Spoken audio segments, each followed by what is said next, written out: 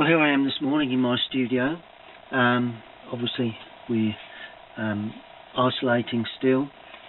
Just want to, before I start looking at painting this scene, that I'll explain all about that when we go, as we go along. But that's the scene I'm going to paint today. Just want to bring your attention to an article that I have in Leisure Painter at the moment. It's in the June edition of Leisure Painter, and you can subscribe and get regular monthly copies delivered to through the post, and I understand you can purchase it also at a lot of these supermarkets, and but you can't beat subscribing. Then you get a copy every month, and lovely magazine, all sorts of interesting articles. And I do have this article painting the Old Ship pub at Heybridge Basin. It's just a touch down the coast from Malden in Essex, and it really runs through the basic principles of capturing a scene like that in watercolour, and that's my finished piece. And I really do hope that those of you that are interested, please, it's the June edition, and have a go at that yourself. Read the article, go through the process, and you can upload them to Painters Online. That's the Leisure Painter channel. That and once they're put up online, I can then comment and make some suggestions of how to correct anything that you feel is not working. So anyway, that's that. This is the subject I'm looking at today. I went on a walk recently, my daily walk through the village of Galleywood, and I actually I've been looking at this old building. Not, you know, there's a few old buildings in Galleywood, but most of them are more modern. But there are one or two dotted around farm buildings, and this lovely old cottage. And I just feel that that would make a lovely subject. So I'm going to put all this away and put my drawing down and explain the painting process. Well, that's the subject I'm working on, and these are the initial washes. So I'm going to move on now and try and get something else down onto watercolour paper.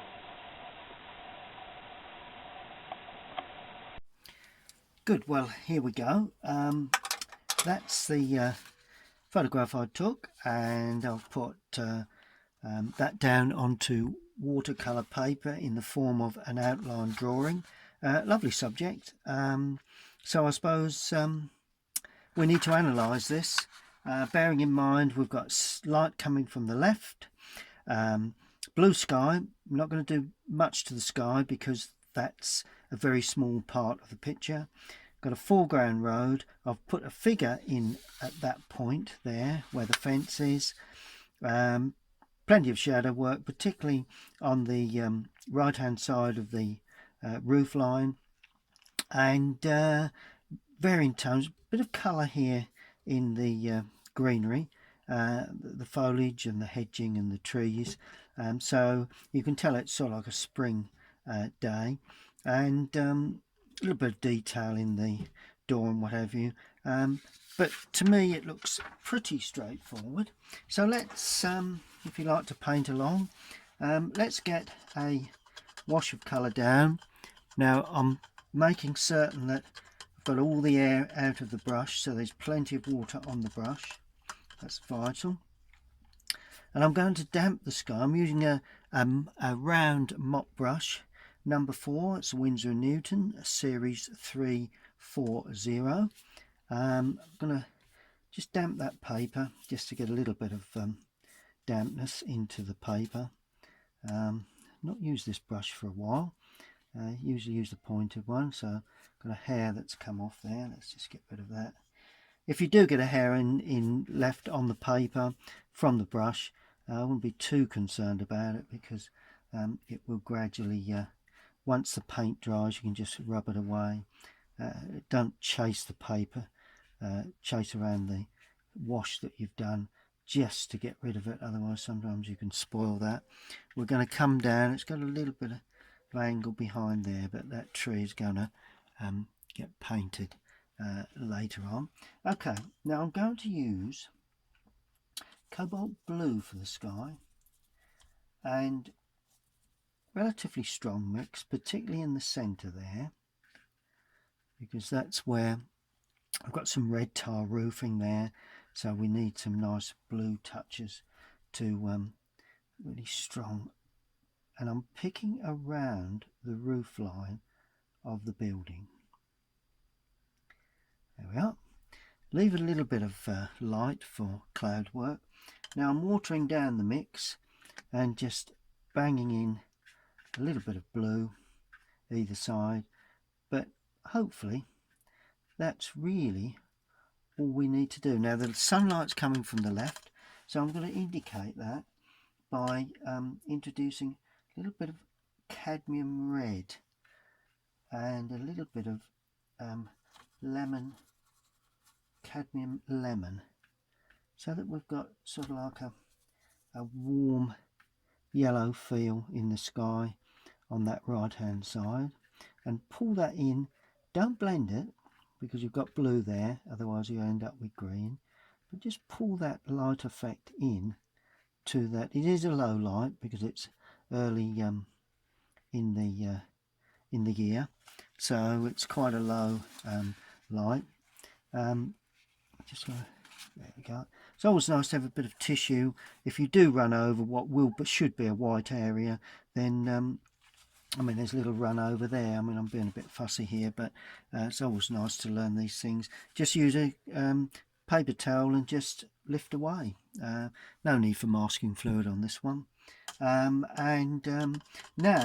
I'm going to add just a little bit of a mix of all the colours that I've used in the sky that side, just to give it a off-white effect, and then pull that sky down, albeit it's going to be quite a weak affair.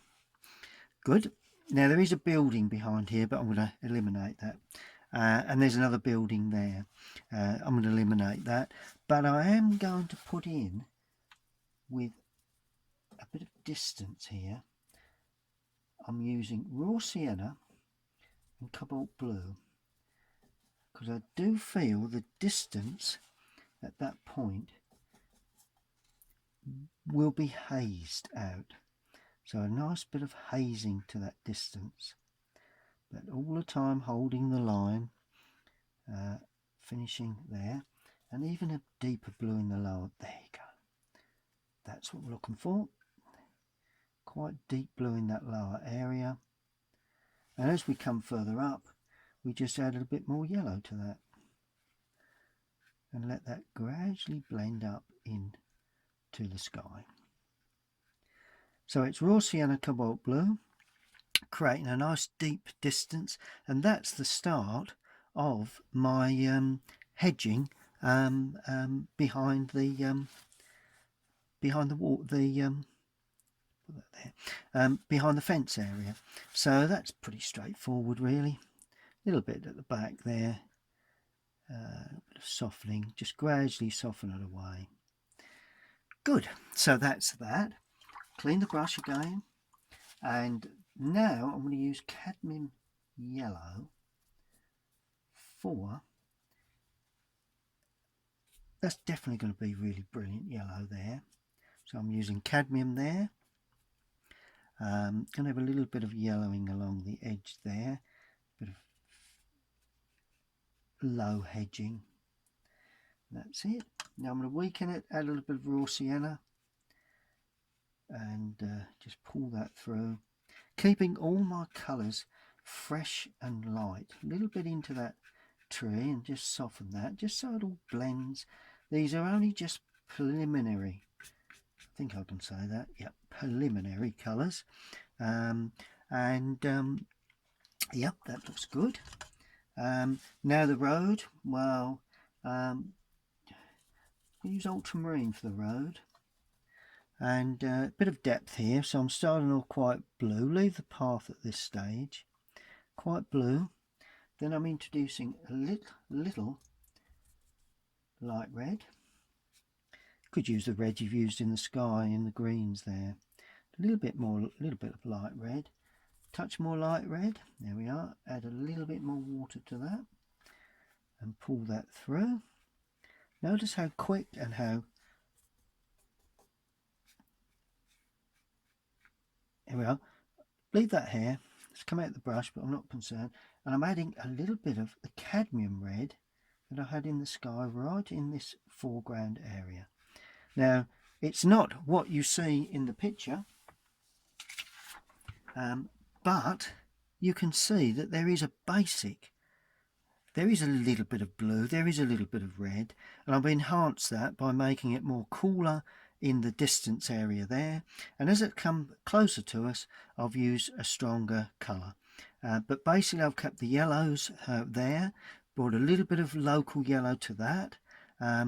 Just before I finish these washes, I'm going to add, clean the brush again, some more local yellow to this lovely old tree while the sky, notice the sky is still damp.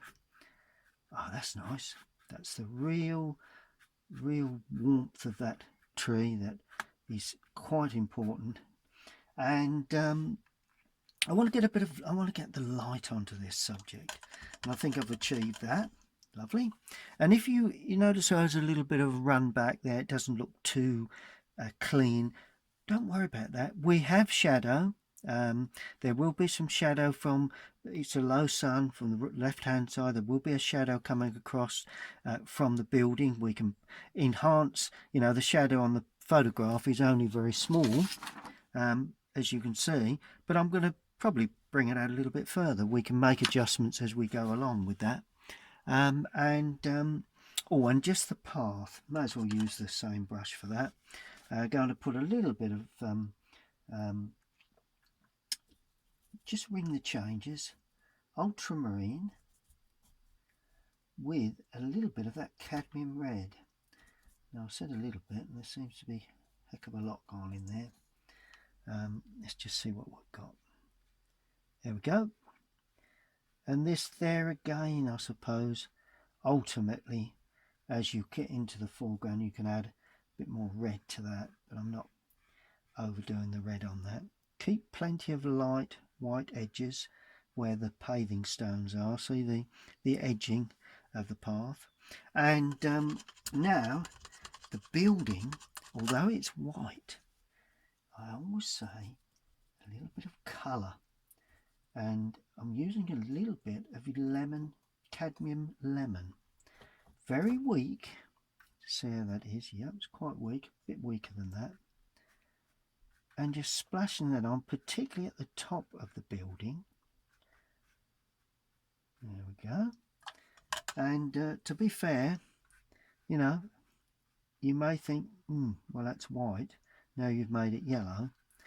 But I can assure you that once we get all the other colours and tones on, it will actually make the whole thing really bright. So there you go, that's the first stage. Sky, cobalt blue, little bit of raw sienna added with some more cobalt blue. Could use ultramarine to get these distant colours. Notice how dark it is there. Vital that you that holds a nice corner there, because if you look at the picture you can see how dark it is in that corner. Not worried about any detail. And then I use cadmium yellow for all the washes of where the greenery is, a little cadmium lemon for the front of the build, and painting around the windows, leaving the I'm going to leave the roof work, we'll tend to that shortly. Then for the road I used I think it was cobalt blue with a little bit of light red, and then as I come forward the cadmium red, the real dark red, and the path was ultramarine with a little bit of cadmium red, a little bit more added here, but generally two tones, so you can see where the path and the road, where the difference is. And I'm going to leave that to completely dry. I think while that dries, I think it's cup of tea time. Good. Well, I've just had a cup of tea and everything's dry, so all raring to go again. Now I was going to think about tones. That is the key to any painting. It is about colour, but it is also about the tone of that colour, whether it's light, medium or dark, and all the variations in between. We'll put the roofing in next, and got a lovely piece of sunlit roof, so for that, that's that area there. This is all in shadow, so I'll show you how to deal with that. The sunlit side first. I'm using light red. I'm even putting in a bit of cadmium red to give it a really rich red look. Now we've got a little bit of ridge tiling, just slightly suggested, and then a little bit of ridge tiling down the end, and then just simple strokes across the paper. Going to leave some little touches of white here and there. So where I've just left some little touches of white. Nice rich warm colour. So that's the roof area. Now to that I'm going to use ultramarine now for this very dark roof, and when I'll show you how to paint this, I'm going to use light red and ultramarine. Got a little bit of touch of the cadmiums in there, cadmium red in there, but it's a very deep dark red, and I'll show you the red I'm looking for, and it is dark. It's one of the darkest areas in the picture, so plenty of blue, not too much water with the mix for this one. Enough to make it transparent, but and then of course I'm going to leave a little bit of white on the top of the roof where the sun is just catching, but other than that we have the lovely ridge tiling that is by no means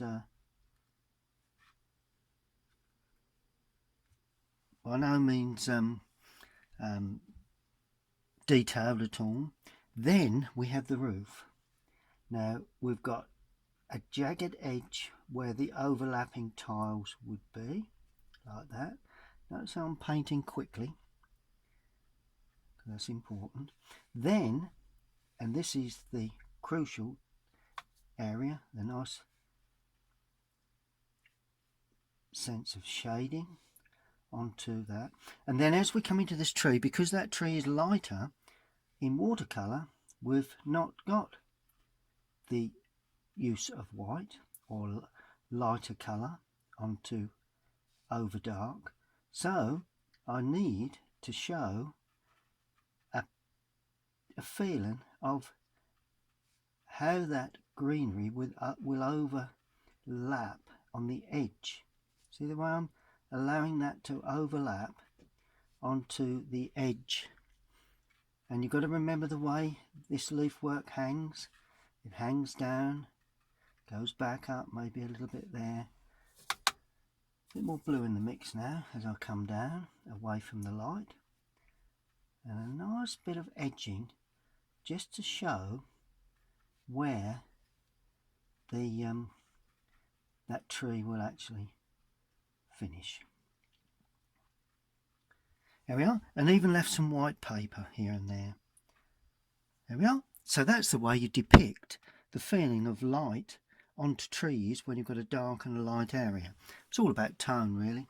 Then I'm adding a little more light red for the brickwork, and this brickwork starts there and it comes down there, all the time trying to be aware of don't think there's any windows there, but either way so dark, in such a dark area, not too concerned, maybe shadowed. I don't want to leave any real light areas either. So it's down the edge of the building, like that. And then here again, where the hedging, or any greenery, there's a bit of hedging, bit of the tree, a bit more open there. Notice how I'm leaving edges, a bit of greenery that stands up there, and it comes back down. There's a bit of interesting bit of shape of hedging. What you leave is the shape of the hedge. Don't want to get too detailed with this, but it is an exercise that is useful to try. So it's always a good thing to show a bit more detail for you, that for those of you that do like to know how to get more finer detail onto your paintings. Good.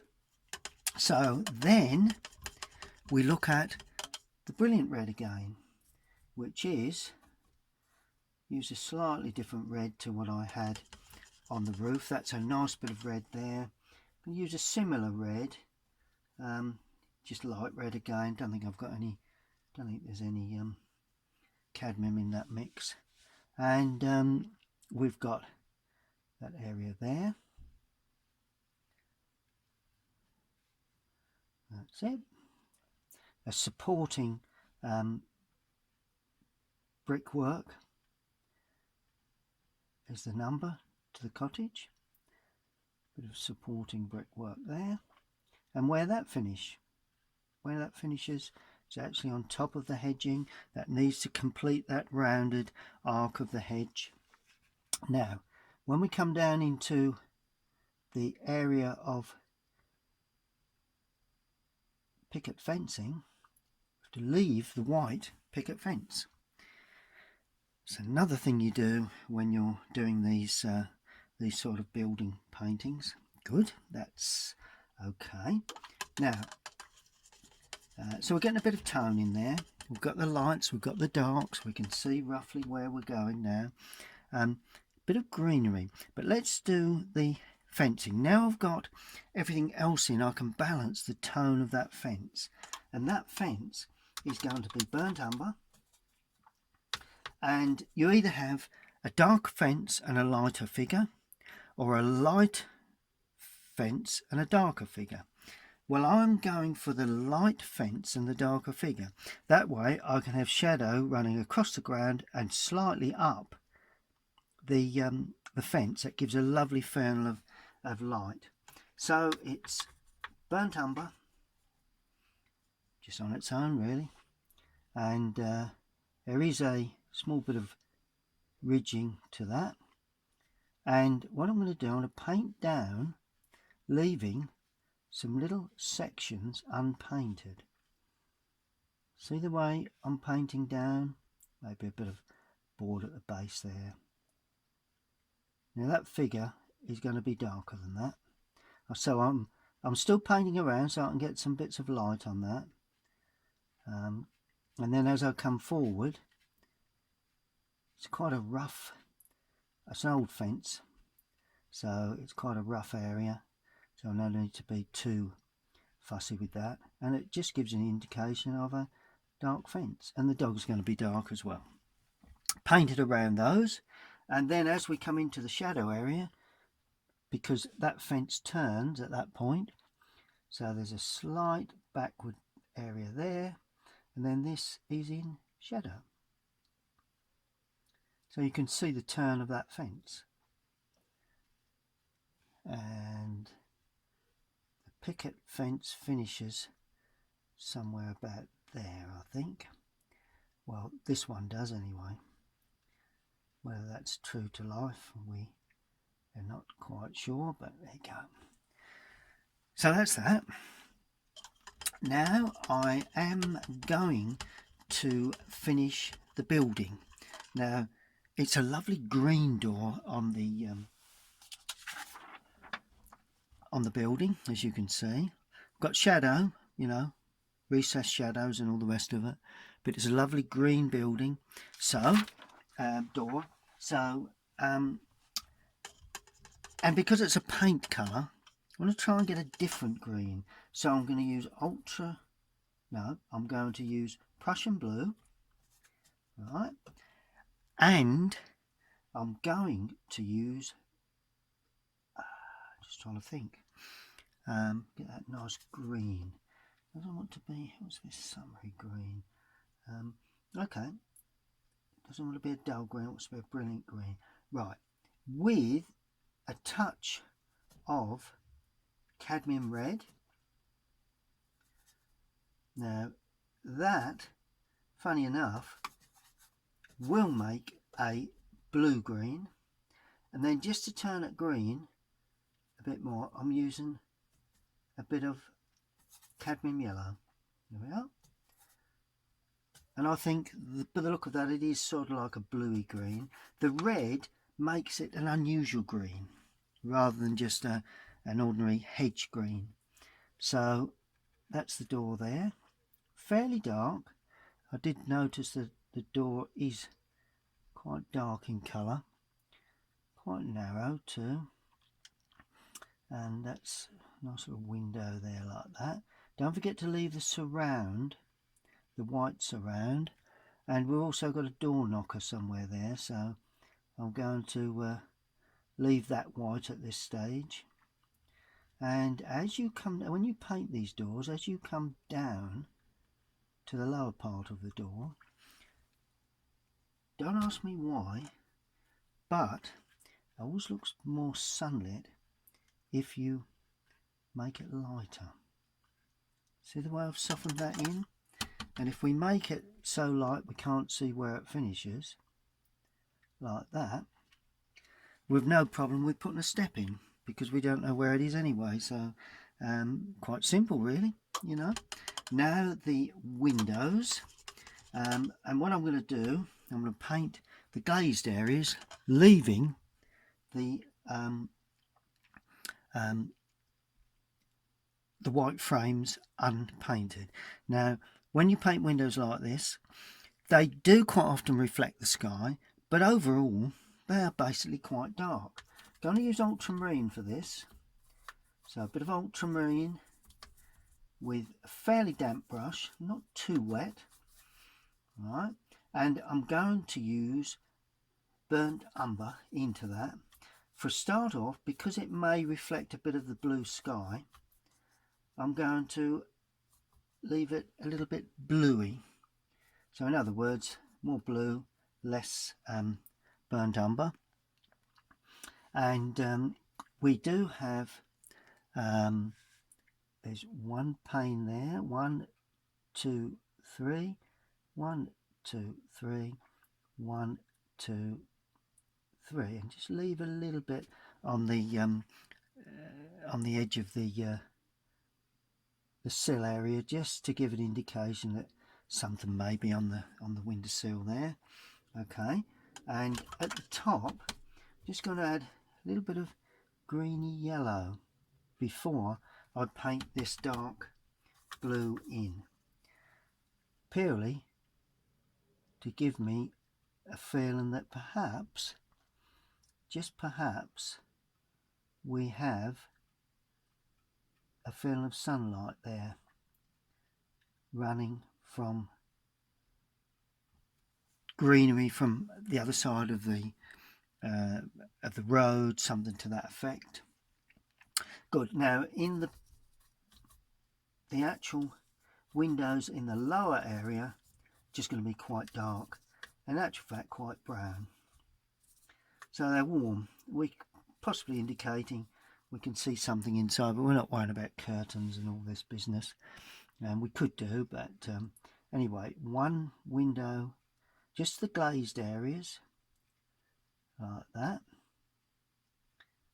And I'm not, if you notice, I'm not actually painting every single little rectangle shape too neat, and I'm leaving some edges that I'm not actually painting, particularly on the lower part of the window, just to give us a sense of light hitting the framework. Okay, we've got some lower network here, so what I'm going to do, I'm going to use we may as well show you how to do that.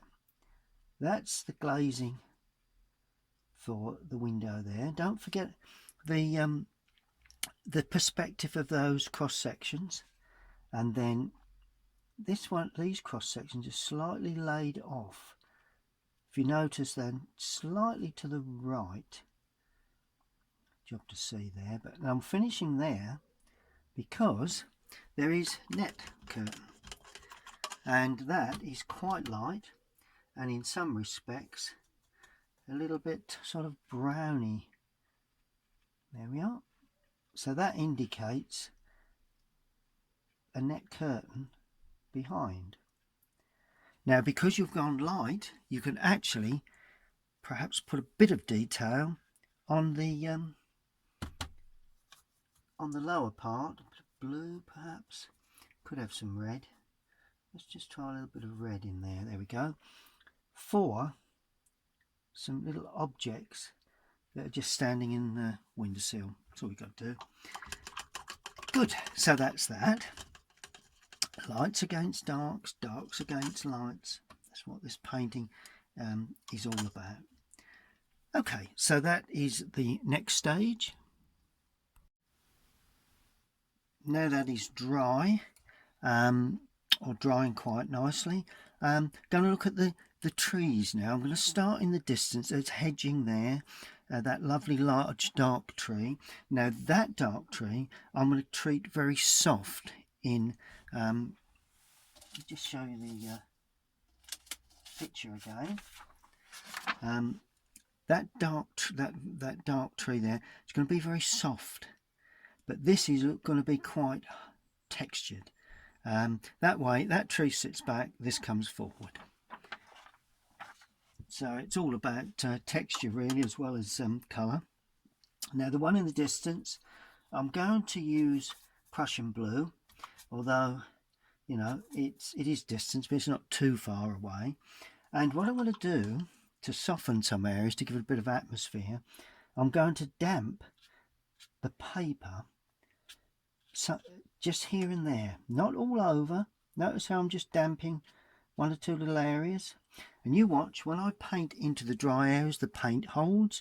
When you go into the wet areas, the paint actually, hope we're in focus, yep. The paint actually blends a little. Right, Prussian blue. And I'm going to use burnt sienna for this, because it's got to be quite a dark green. Burnt sienna is better than burnt umber if you're going into the distance. A little bit of blue in there as well. And this is a fairly damp brush. And see where it's softening, where it's hitting, and just some harder edges coming out. Plenty of areas unpainted. Bit of texture there. Notice how there's textured areas and there's hard areas. And that's what we're looking to try and achieve. There you are, nice hard edge there. Nice textured area there. But this goes behind that. A bit more texture there. Soft and hard edges. There we go.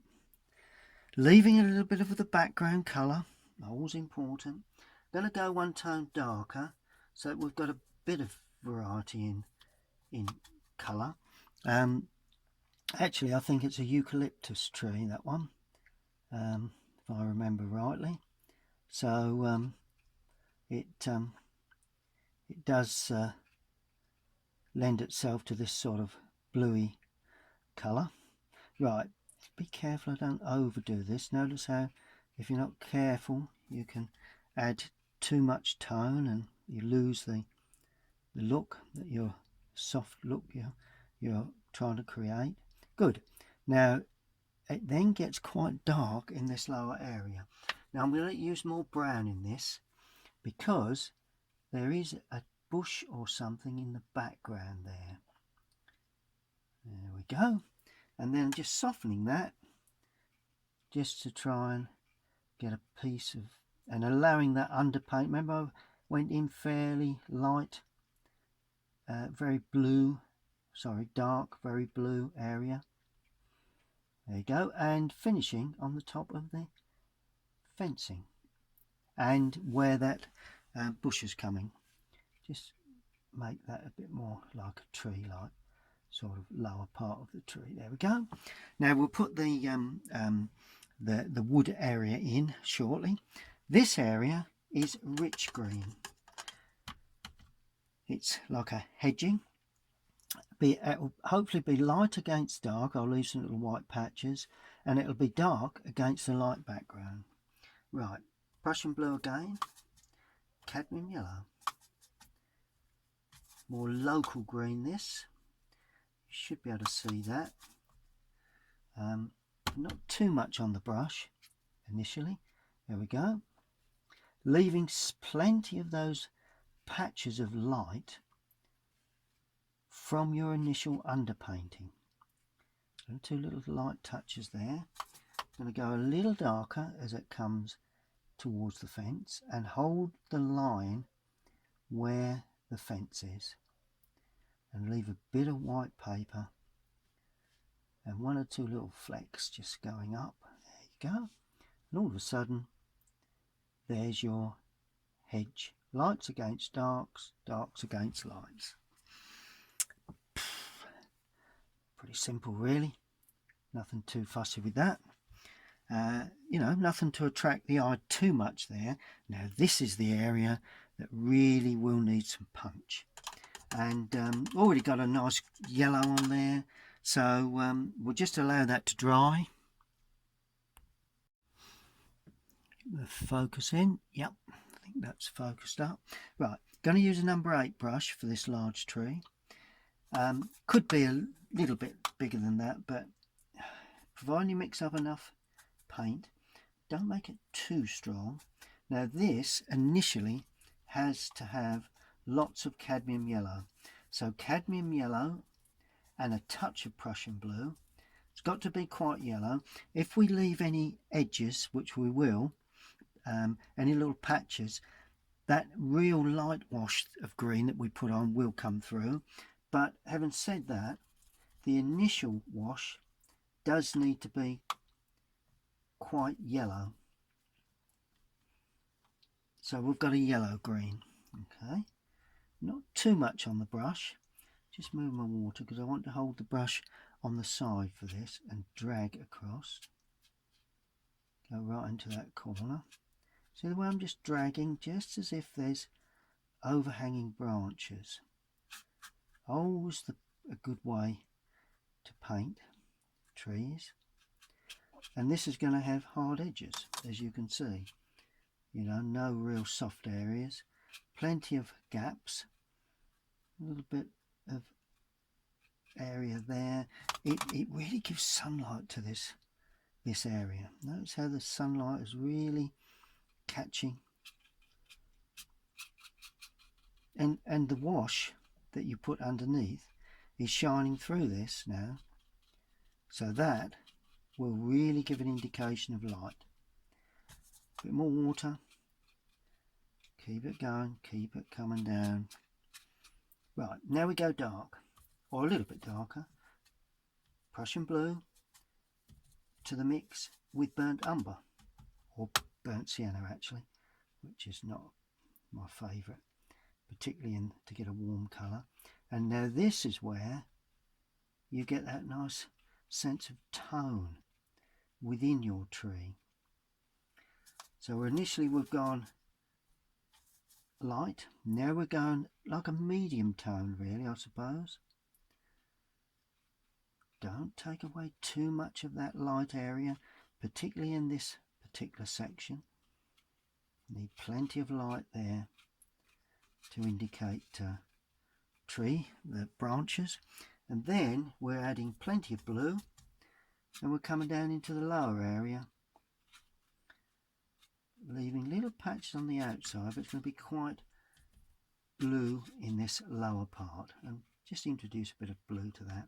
That gives it a bit of depth, you know, a bit of depth to that hedging right at the base. There is a tree there, but main thing is top and left hand side. Now I'm going to go a little bit darker with this blue in this lower area, because that will show up where we leave an edge, where the trunk actually comes out. Go a little bit higher with that blue just to vary the tone, just show some little indications onto dry areas of overhanging branches. A bit there perhaps. Don't go too dark at the top. There we go. So that really gives a nice feel of overhanging branches, and a bad idea actually to just kill off a little bit of the sunlight in the bottom of that overhanging branch, because mainly the light is in the top. And two little touches just coming out of there. Trying to remove some of the white. There we are. That's pretty much does it to get that nice light effect. Right, now really dark now in this lower area, and quite brown, because that is where the trunk will start, so it indicates trunk area, or will do when I paint that in. Finishing right at the base, and just a little more water with that now, just to soften that, just so we can see some little touches of that there, like that. There we go. And this is the top of the hedging, quite uneven, don't be too neat with that. Just an impression really. Good. Now we're looking at the real yellow area. We've virtually got that there. So really what I'm putting in, I'm using a slightly smaller brush here. That was a number 6. Sorry, that was a number 8. This is number 7, but slightly smaller. Could be even a number 6, this one. Now I'm looking to paint the texture. So we've got the very light. We just really need the dark. And just before we do that, let's just add a bit more green. I've not done that yet. I suppose that could do with it for this bit of sort of like a small little hedge area there. It comes down onto the road a touch. Just lose that a little bit. Don't want that to. That's it. There we go. And a bit there too, coming across the path. And this is the little hedge area. I'll have some dark touches shortly. And notice how it gets larger as it comes towards us, purely because of perspective. And it's quite light there, dark against that very light frontage. Now, burnt sienna, could be burnt umber. Yeah, let's add burnt umber. We get really dark green with this. Prussian blue, very dry brush, well, semi-dry anyway, because I'm looking to scratch texture and onto the this area here. Now that will take a bit of texture. We'll soften this texture later on with shadow, but a bit more blue. Yeah, just a touch more blue. That's it. And really softening that texture there. See the way the less texture there and a little more here. There we go. Look at the lovely film of light. Purely an impression of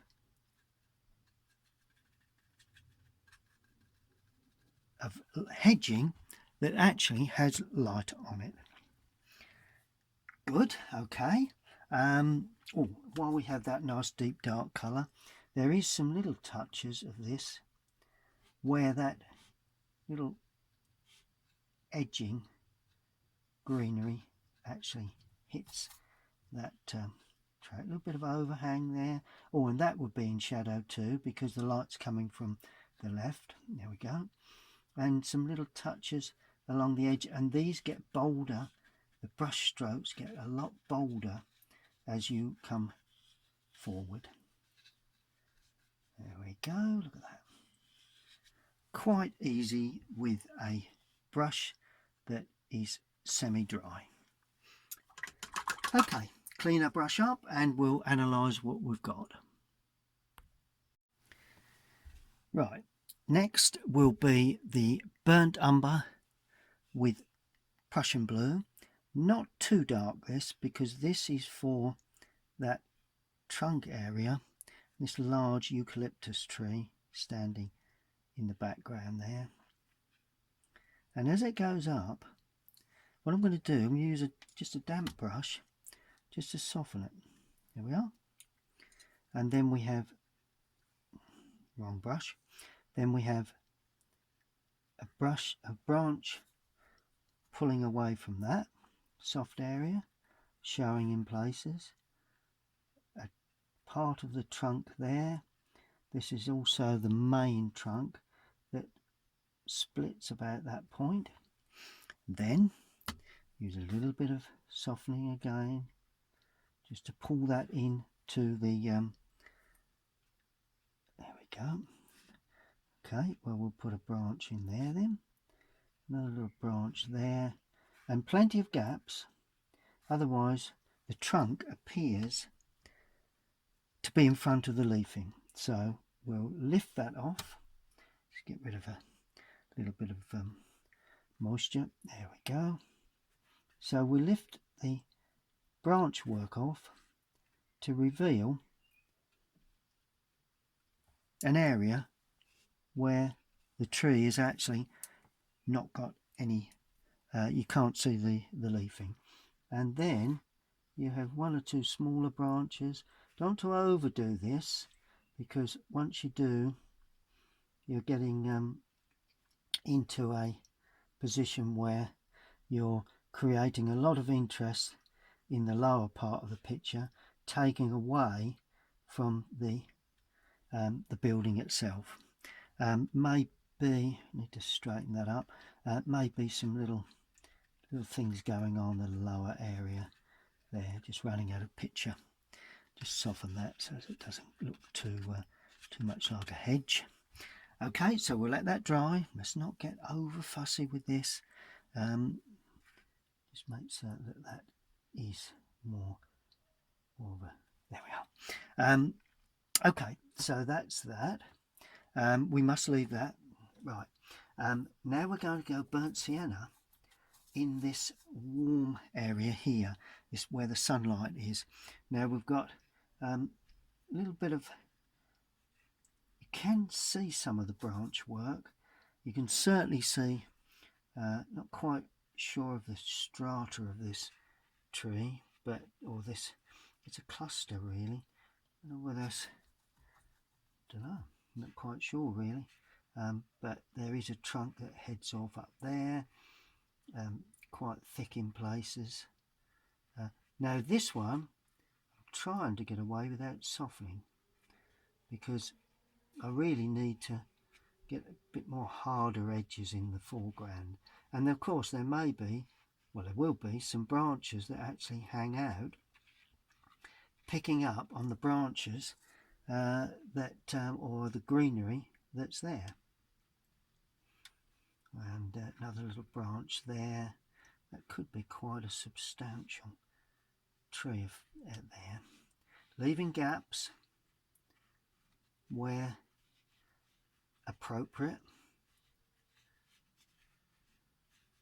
Plenty of branches, not, you know, not too prominent, but there we go. And then just gradually just flick one or two in, just to give a sense of a main trunk coming up with some background.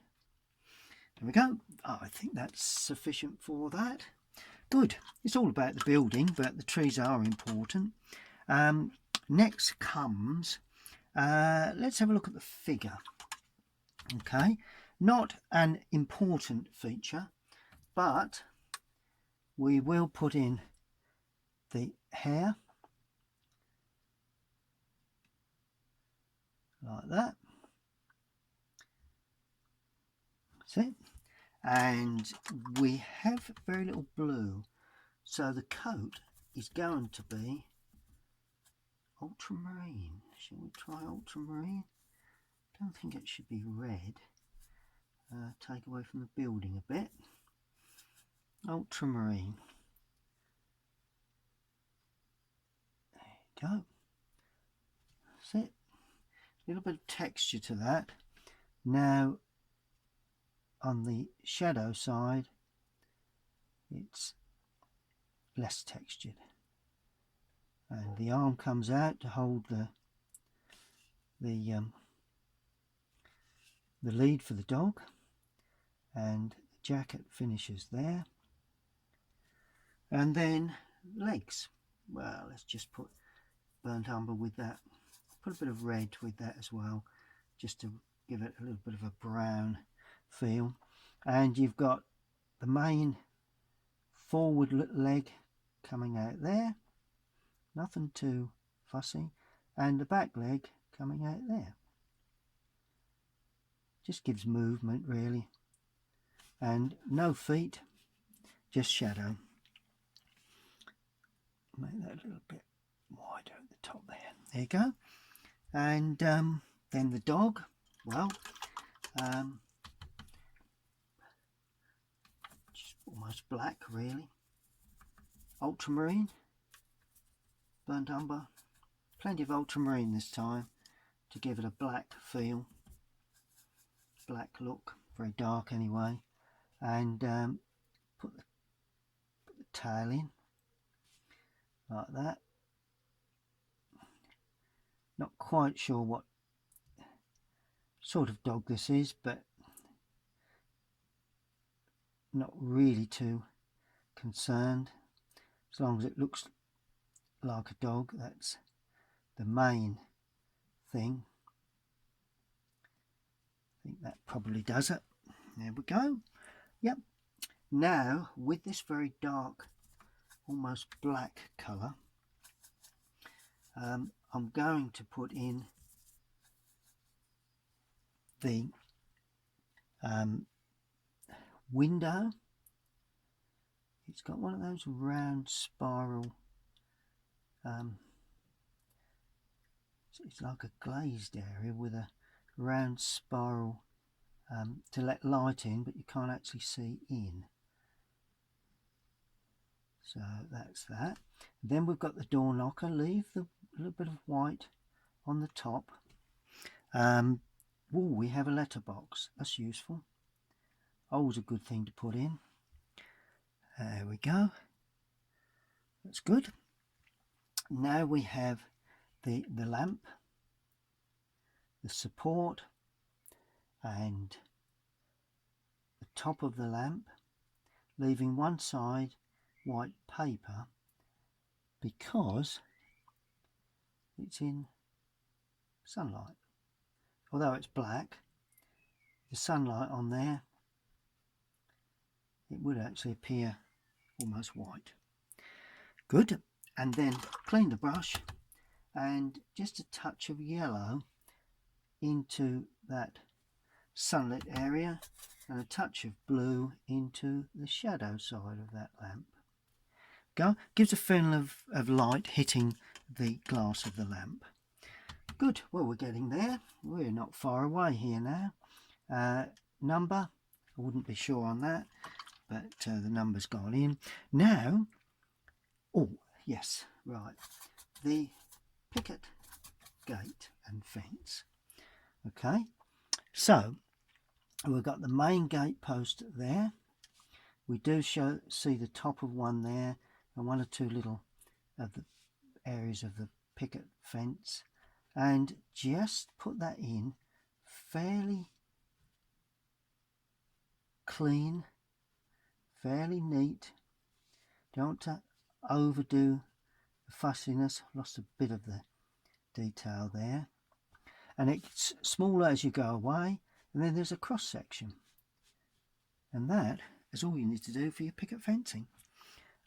Maybe a gate here. Let's bang a gate in with perspective. There we go.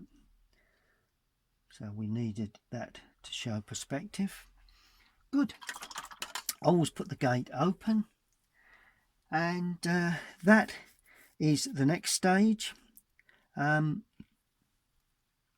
Just one more area that we need to look at is some tile work on the ridge tile there, and just coming down that outside edge. Just point the brush up if you can. A lot of people say to me, well, the brush is not pointing very well. Well, I have the same problem,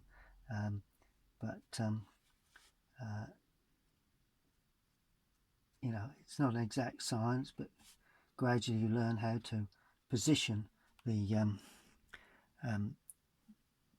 point of the brush, make certain that it's round, you know, turn it in the palette before you a bit of edging, because that is also a tiled roof area. Pretty unusual, but it is.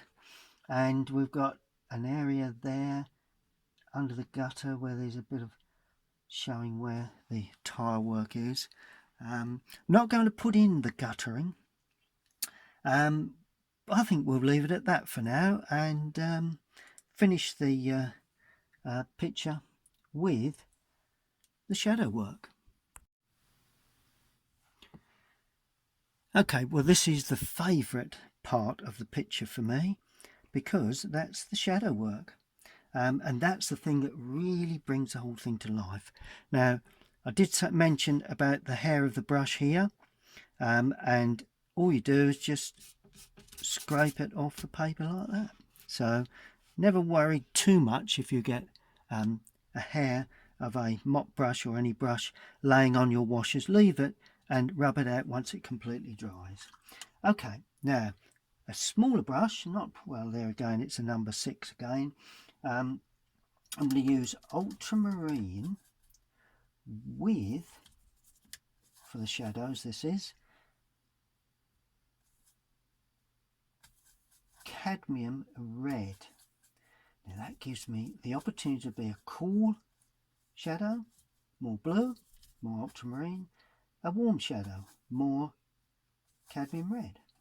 Now to start with, it's going to be quite a cool shadow, so enough blue in there to give a nice purpley mix, look to the colour. Needs to be dark enough, but we've got to be careful it's not too dark. Right, now we have shadow work under the overhang of the roof there, tile work, and I'm making the shadow quite wide. Also, there is an overhang shadow there. Okay, so that looks as if those tiles come forward. We have a shadow a little bit in the window reveal there, a little bit dropped into the window. There we go. And also, flattening the brush a bit, there's just a bit of shadow on the windowsill. Good, so that's that. I think I've got the tone right and the colour right there. Shadow on the underside, the overhang of those tiles. There we go, bit of guttering there, so let's connect that up to that. Good, quite simple, nothing too fussy there. Just come up to the top, secure that end there, that's good. Right, now we've got this window here. I'm going to give it a bit of relief. I don't think it actually had, I think it's more or less flush, but I'm going to give it some relief because I think windows look better like that anyway. Nice bit of sill area, that's good. There is a small little piece that overhangs there. Then we've got the window relief area, and across the top of the window really gives that window a sense of depth. Then we do have also shadow there, and our shadow will be down the left hand side of the door. It will still show the, and just soften that as we come down to the base, so just lift that away, there you go. that'll sit very nicely in the bottom there. And across the top, okay. Oh, there is a sill area, so that's shadowed. Yep, looks pretty much good to me. Oh, this window here, across the top, down the left. Sill area, shadow with a flat brush. That's good. See how the building all of a sudden comes to life. And there is a shadow from that lamp actually onto the wall, and that slightly slopes that way because of the angle of light from the left. Good. There is a bit of shadow on the underside of that nameplate there. That's good. Okay, now there's also shadow, adding a bit more red in this because we've got a little bit closer to us. It'll be under the figure, where the figure stands, and the dog, like that. And it will also, the figure shadow will actually run up the wall or the fence, like that. So all we've got to do, just quite simply run that shadow like that. There we go. And I'm going to soften that so we can't quite see where it starts and where it finishes. See how it gives a mystical feel to where the figure stands. There we go. And all of a sudden the figure stands away.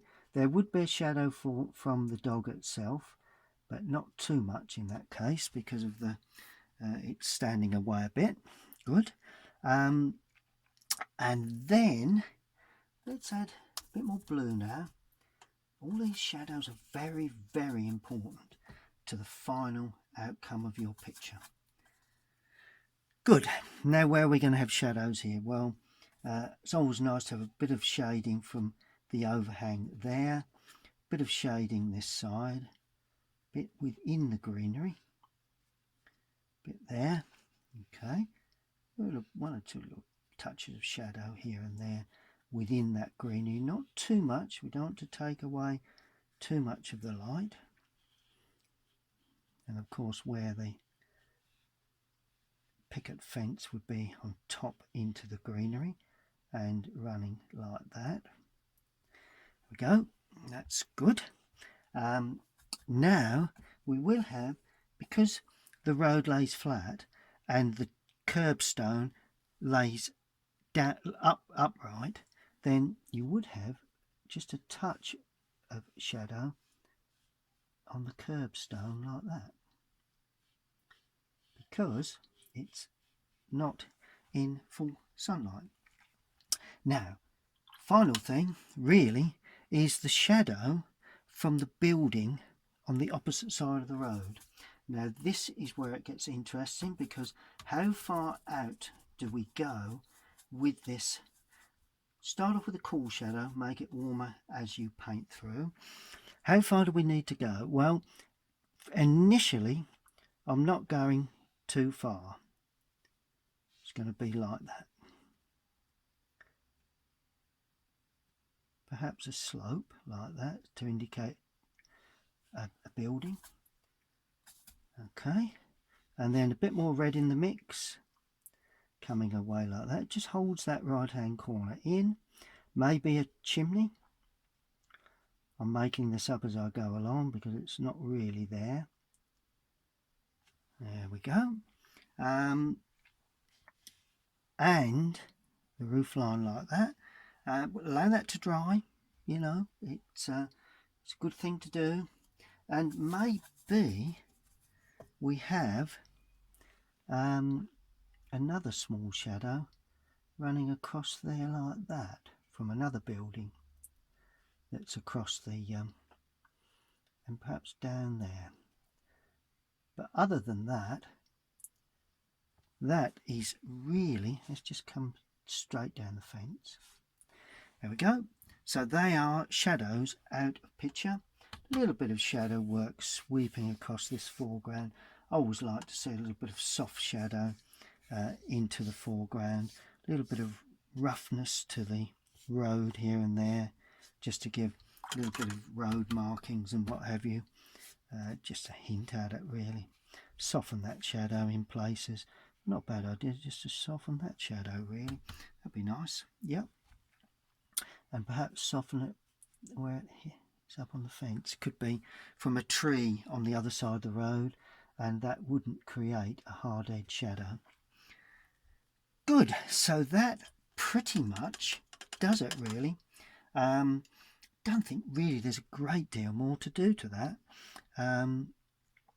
So we'll allow that to dry. Well, there you are. As you can see, I've removed the outside tape, and all that remains is to simply sign it. Well, it's got to be signed really in a fairly light part, because if you sign there you wouldn't probably see it. So I put my signature there in a brush and the paint that I've used, and that does it, really.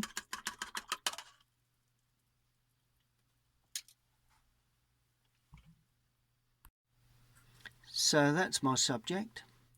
Lovely little old period cottage in Galleywood, near Chelmsford, just outside Chelmsford.